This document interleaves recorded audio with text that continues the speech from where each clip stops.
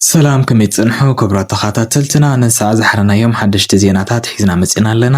እዋናዊ ዝኾኑ ዜናታትና ብእዋኑ ንኽበጽሕኩም ሓደሽቲ ዝኾንኩም ሳብስክራይብ ምግባር ይትረስዑ፣ ሼር ላይክ ብምግባር እውን ክትተባበዑና ብኽብሪ ንዕድም። መጀመርያ ኣርእስተ ዜና። ሰራዊት ትግራይ ምጥንኻር ንኩናት ጥራሕ ዘይኮነስ ንሰላም እውን ዓብዪ ትርጉም ዘለዎ ስትራቴጂክ መፍትሒ ምዃኑ ኣምባሳደር ዶክተር አዲስ ዓለም ባሌማ ገሊፆም። ኣርሚ ሰብዓ ስጉምቲ ከም ዝጀመረትን ዓብዪ ዓወት ተመዝግብ ከም ዘላን ተሓቢሩ። ኣብ ልዕሊ መራሕቲ ትግራይ ቅንፀላ ንምፍጻም ኣብ ምድላው ዝነበሩ ልኡኻት ፌደራል ከም ዝተተሓዙ ተገሊጹ። እዚኦምን ካልኦት ተወሰኽቲ ሰበር ዜናታት ኣለውና። ምክትታልኩም እንዳዓደምና ናብ ዝርዝራቶም ክነሕልፈኩም። ሰራዊት ትግራይ ምጥንኻር ንኩናት ጥራሕ ዘይኮነስ ንሰላም እውን ዓብዪ ትርጉም ዘለዎ ስትራቴጂክ መፍትሒ ምዃኑ ኣምባሳደር ዶክተር አዲስ ዓለም ባሌማ ገሊፆም። ህዝቢ ትግራይ ግቡእን መሰሉን እምበር ሓለፋ ኣይሓተተን፣ ካብ ኩናት ወፃኢ ብሰላም ክነብር ዘይኽእል ስርዓት ብልጽግና ግን ህልውኑ ኣብ ዝተማልአ ጽንተትን ድቀትን ትግራይ ከረጋግጽ ይሰርሕ ምህላው ዶክተር አዲስ ዓለም ባሌማ ገንዚቦም። እቶም ኣምባሳደር ነዚ ዝገለጹ ሰራሕተኛታት መንግስቲ ወረዳ ሰብዓ እንደርታ መቐጸልታ ዝካየዱ ዘለዉ ህዝባዊ መድረኻት ዘበት ንብሔራዊ ብርሰት ብዝብል ቴማ ኣብ ምውሓስ ላዕላውነት ትግራይ ኣዲቦም ኣብ ዝሳለጥ ወዘተ እዩ። ሰላም ስትራቴጂክ ሕርያና እዩ ዝበሉ ኣባል ማእኸላይ ኮሚቴ ህወሓት ኣምባሳደር አዲስ ዓለም ባሌማ እቲ ሰላም ግን ረብሓ ትግራይ ዘረጋገጸሉ ህዝቢ ትግራይ ቀሲኑ ዝነብረሉ ላዕላውነትናን ተመዛበልትን ዝምለሰሉ ክኸውን ይግባእ ኢሎም።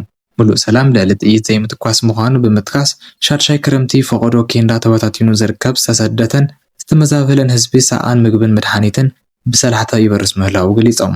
ጆኖሳይዳዊ ስርዓት ብልጽግና ተንበርኪኽና ተገዚእናሉ እውን ኣይሓድገናን ዝበሉ እቶም ኣምባሳደር ውሽጣዊ ዓቕምና ሓይልና ዓዲ ምክልኻል ትግራይ ዝኾነ ሰራዊትና ብኹለ መዳይ ክጠናኸር ይግባእ ኢሎም።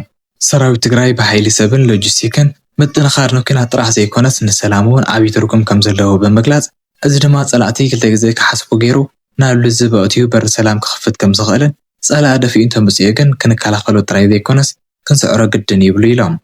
ሕርያና ሰላም ብምዃኑ ንሰላም ዘይንኸፍሎ ዋጋ ዋላ እኳ ተዘይሃለወ ሰላም ግን ብልመና ስለ ዘይመጽእ ንሃለዋትና ክንሓብር ክንወፍር ሰራዊት ትግራይ ክንጠናኸር ይግባእ ኢሎም።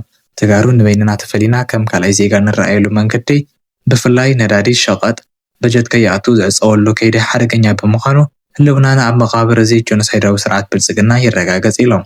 ዲፕሎማስያዊ ተሰማዕነትካ ዝውሰን ኣብ ዓቕምኻን ጥንካረኻን እምበር ጉልበት እንተዘይሃልይካ ማንም ኣይሕብረካን ኣይዝክረካን ኣየድሕነካን ብምባል ድኹም ፈታዊ ወገን ከም ዘይብሉ ክንቅበሎ ዘለና ሓቂ እዩ ኢሎም። ምስ ጎረባብቲ ህዝብታት ዝተጀመረ ምሕዝነት ኣካል ምስርሕ ምብዛሕ ፈታዊ ምንካይ ጸላእቲ ብምዃኑ ተጠናኺሩ ከም ዝቕጽል ነጺሮም። ኣመሓዳሪ ወረዳ ሰብዓ እንደርታ ተጋዳላይ መሓረ ወልደ ኪሮስ ብወገኑ ሰላም ብሄራዊ መትከል ህዝብን መንግስትን ትግራይ ምዃኑ ብምምልኻት ስርዓት ብልጽግና ግን ንመስርሕ ሰላም ድልውነት ከም ዘይብሉ ኣብሪሁ። ካብ ወራር ጸላእቲ ሓራ ዘይወፀ ህዝቢ መዓልታዊ ይመቱ ይጓሳቐል ከም ዘሎ ብምምልኻት ብሰላም ክነብር ዘይኽእል ጆኖሳይዳዊ ሓይሊ ብልጽግና ተመዛበልቲ ወገናት ኣብ ስቃይን መከራን ክነብሩ ብምግባር ኣብ ትግራይ ብፍሉይ ጥረ ገንዘብ ነናዲ በጀት ብምኽልካል ህዝቢ ትግራይ ብሰላሕታ ክሃልቕ ይሰርሕ ብምህላው ንህልውናና መሰል ዓርሰ ውሳነና ብዝተማልአ መንገዲ ንምዕዋት ብሓድነት ክንስለፍ ይግባእ ኢሎም። እቶም ሰራሕተኛታት መንግስቲ ተጠቃምነት ስድራ ስዋኣት ሓርበኛታት ክረጋገጽ ብምሕታት ትማሊ ተቓሊስና ሎሚ እውን ብመንነትናን ክብርናን ስለ ዘይንደራደር ንህልውናናን ላዕላውነትናን ክንቃለስ ኢና ኢሎም። ሕገ መንግስቲ ዘይምኽበር ባዕሉ ኩናት ምእዋጅ ምዃኑ ብምግላጽ ስርዓት ብልጽግና ብሰላም ከም ዘይኣምንን ድልውነት ከም ዘይብሉን ተረዲኦም ብህልውና ንዝመጽእ ጸላኢ ንምምካት ድልውነቶም ኣረጋጊፆም። ኣርሚ ሰብዓ ስጉምቲ ከም ዝጀመረትን ዓብዪ ዓወት ተመዝግብ ከም ዘላን ተሓቢሩ። ምዕራብ ትግራይ ኣብ ትሕቲ ብልጽግና ኦሮሞን ጽንፈኛ ሓይልታት ኣምሓራን ካብ እተኣቱ ዓመታት ከም ዝተቖጸረ ይፍለጥ። ብልጽግናን መሻርክቱን ኣብ ምዕራብ ትግራይ ዝነበረ ነባራይ ትግራዋይ ብምጭፍጫፍን ብምብራርን ገዛውትን ብሓፈሻ ድማ ኩሉ ንብረቱ ናይ ባዕሎም ከም ዝገበርዎ ፍልፍላት ይሕብሩ። ካብዚ ብተወሳኺ ምዕራብ ትግራይ ካብ ክልል ኣምሓራ ብዝኸዱ ሓደሽቲ ሰፈርቲ ከም ዝመልአትን ትግራዋይ ኣባሪሮም ሪፈረንደም ንምክያድ ምድላዋቶም ከም ዝወድኡን ዝረኸብናዮ ሓበሬታ የመላኽት። ዕላማ ብልጽግናን መሻርክቱን ትግራዋይ ዝበሃል ዘርኢ ምስ ወፃኢ ዝረኸበሉ ኩሉ መስመራት ብምዕፃው ርእሱ ኣድኒኑ ናብ 4 ኪሎ ጥራሕ ክሰግድ ምግባር ከም ዝኾነ ምሁራት ይገልጹ። እዚ ትልሚ ብዘመነ ደርጊ እውን ተፈቲኑ ዝፈሸለ እኳ እንተኾነ ብልጽግና እውን ተመሳሳሊ ትልሚ ይጥቀም ከም ዘሎ እቶም ምሁራት ወሲኾም ገሊፆም። ይኹን እምበር እዚ ፈተና እውን ክፍሽል ምዃኑን ህዝቢ ትግራይ ናይ ምንባር መሰሉ ተኸልኪሉ ስቑኢሉ ክቕጽል ከም ዘይኽእልን ተገሊጹ። ካብቶም ላዕለዎት ኣመራርሓ ሰራዊት ትግራይ ሓደ ዝኾነን ዋና ኣዛዚ ሰራዊት ትግራይ ንኽኸውን ከም ዝተሓጽየን ዝንገረሉ ዘሎ ጀነራል ወድን በይተይ ንህዝቢ ትግራይ ናይ ምንባር መሰሉ መንጢልካ ዝድልል ስርዓት የለን ክብል ንስርዓት 4 ኪሎ ጠንቂቑ ኣሎ። ጀነራል ወድን በይተይ ወሲኾም ዝገለጾ ኣብ ኬንዳ ኮይኑ ንተወሳኺ ፅንተት ተጋሊፁ ዝርከብ ህዝብና ሕዙዝ መፍትሒ የድልዮ ኣሎ ነዚ ድማ ኩሉ ህዝብና ድሉው ክኸውን ኣለዎ ዝብል መልእኽቲ ከም ዘመሓላለፈ ተገሊጹ እዚ ከምዚ ኢሉ እናሃለወ ሕዚ ዝተረኸበ ሓበሬታ ከም ዝሕብሮ ኣርሚ 70 መጥቃዕቲ ከም ዝጀመረ ተገሊጹ ካብ ፍልፍላትና ዝተረኸበ ሓበሬታ ከም ዝገለጾ ኣርሚ 70 ብዘመናዊ ኣፅዋርን ፀረ ድሮን ቴክኖሎጂን ዝተዓጠቐ ከም ዝኾነ ተፈሊጡ ኣርሚ 70 ብሱዳን ፀንሐ ሓይሊ እንትኸውን ግዝኣት ትግራይ ተወሪሩ ኣይተርፍን ብዝብል ልዑል ወነ ንዓመታት ክስልጥንን ክዳሉን ከም ፀንሐ ፍልፍላት ይሕብሩ ናይቲ ኣርሚ ናይ ሚድያ ክንፊ ዝኾነ ጋዜጠኛ መድሃንየ ግደይ እውን ኣብ ሰሙን እዚ ምዕራብ ትግራይ ኣብ ቀረባ ኢሉ ብፌስቡክ ገጹ መልእኽቲ መሓላሊፉ ምንባሩ ዝከር እዩ ስለዚ ድማ ገረሮ ትግራይ ዝኾነት ምዕራብ ትግራይ ካብ ኣገዛዝኣ ብልፅግና ኦሮሞን ፀፈኛ ሓይሊ ኣምሓራን ነፃ ትኾነሉ መዓልቲ ከም ዝኣኸለ ብዙሓት እናገለጹ ይርከቡ ኣብ ልዕሊ መራሕቲ ትግራይ ቅንፀላ ንምፍፃም ኣብ ምድላው ዝነበሩ ልኡኻት ፌደራል ከም ዝተተሓዙ ተሓቢሩ ብኣብይ ኣሕመድ ዝምራሕ ብልፅግና ኦሮሞ ትግራይ ንምክፍፋልን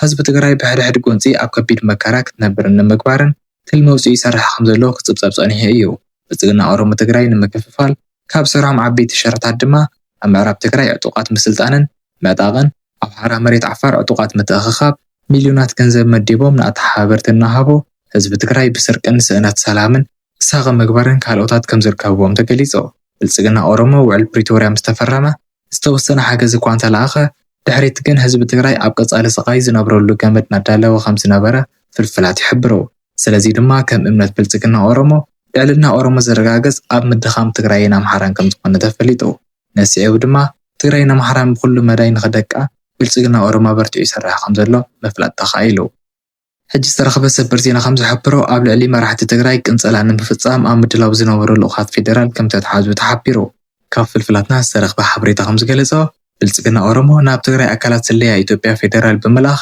ከቢድ ክትትል ክገብር ከም ፀንሐ ተገሊጹ እቶም ኣብ ትሕቲ ቁፅጥር ዝወዓሉ ናይ ቅንፀላ ስኳድ ከም ዝሓበርዎ ኣብ ልዕሊ ዋና መራሕቲ ትግራይ ቅንፀላ ብምፍፃም ትግራይ ክትከፋፈል ምግባር ዝዓለመ ከም ዝኾነ ተገሊጹ ክቡራት ተኸታተልቲ ነዚ ሰዓት ዝሓዝናዮም ዜናታትና እዚኦም ይመስሉ ነይሮም ቻነልና ሰብስክራይብ ምግባር ከይትርስዑ መከታተልኩም ነመስግን ሰላም